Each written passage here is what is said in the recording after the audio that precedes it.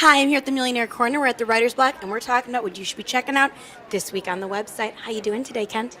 Hi, Heather. Hello.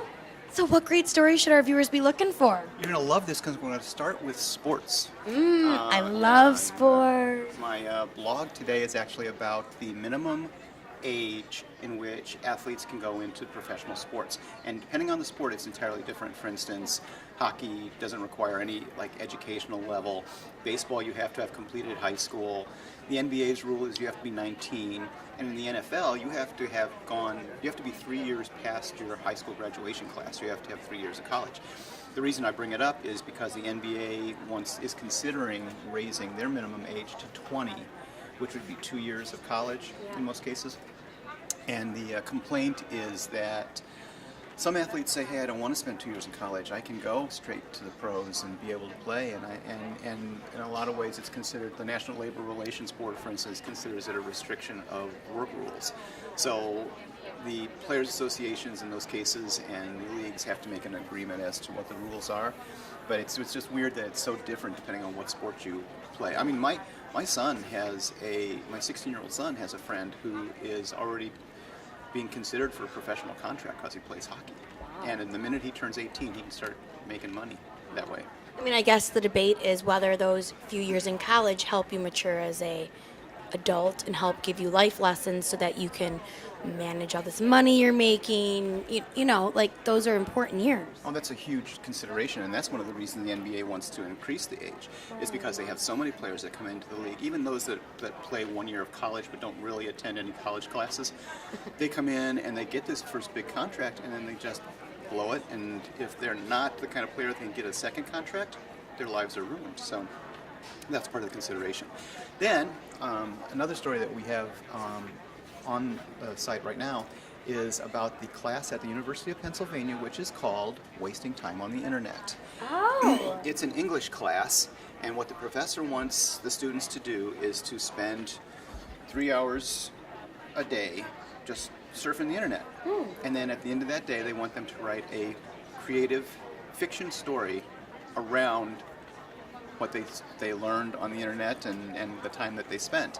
And the idea is that it's partially a way to increase your ability to multitask, because a lot of people who are on the internet all day long are also watching videos and or playing video games, and so it's a multitasking class, but it's also, the professor, who seems a little bit odd, thinks that it's a way to promote creativity, that it opens you up to so many other things in the world. You find out stuff on the internet, even accidentally a lot of times. Right. And he says that kind of information can open you up creatively, and then students are required to write a paper as a result of that. And that's a class that you can actually get college credit in. Well, things are changing in college, aren't they? And it's a lot different than the classes I had to go through, especially the English classes I had to go through. Gosh, these are going to be some great stories. Anything else?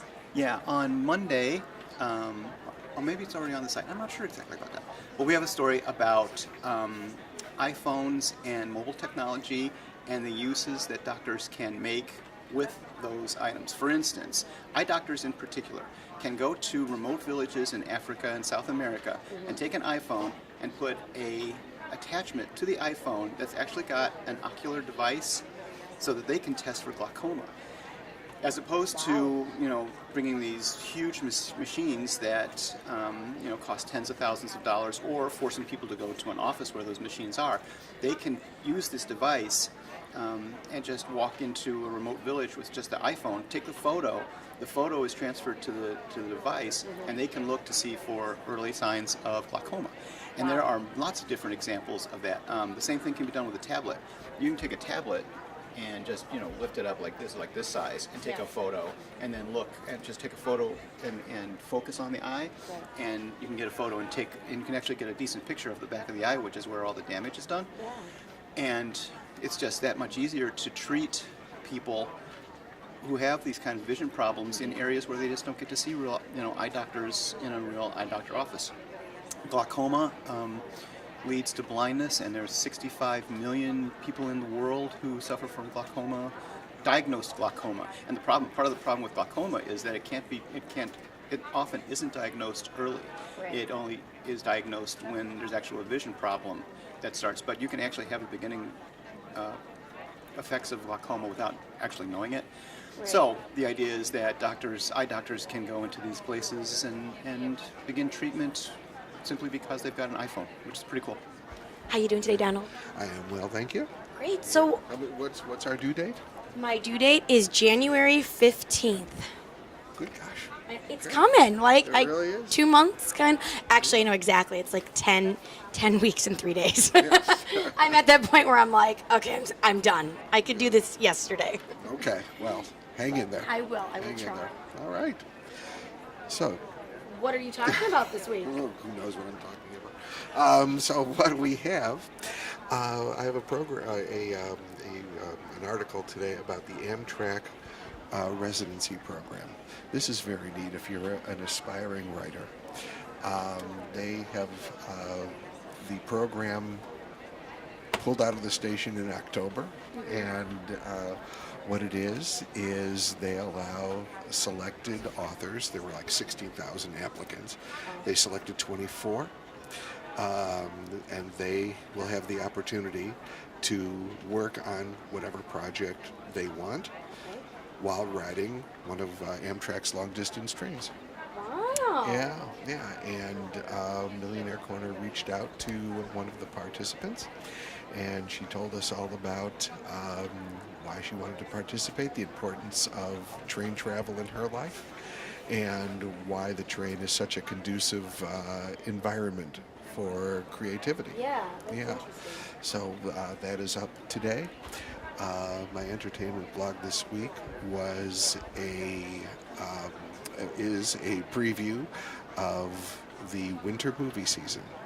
This is the big one. Besides the summer, this brings it home for. Well, they're the just so industry. different. They're like summers, it's like Transformer-y type stuff, and this is like the good stuff. Well, the fall and winter, this is a mix of the prestige films that have a shot at an Academy Award nomination, but also you have the holiday season. You have families home together, so here's where you see some of the blockbuster family films and musicals, like Into the Woods would be of interest to you, I'm sure. Annie's coming back. Yes, Annie is coming back. It starts off with Interstellar this weekend. Yes. So the winter holiday movie season is underway. Okay.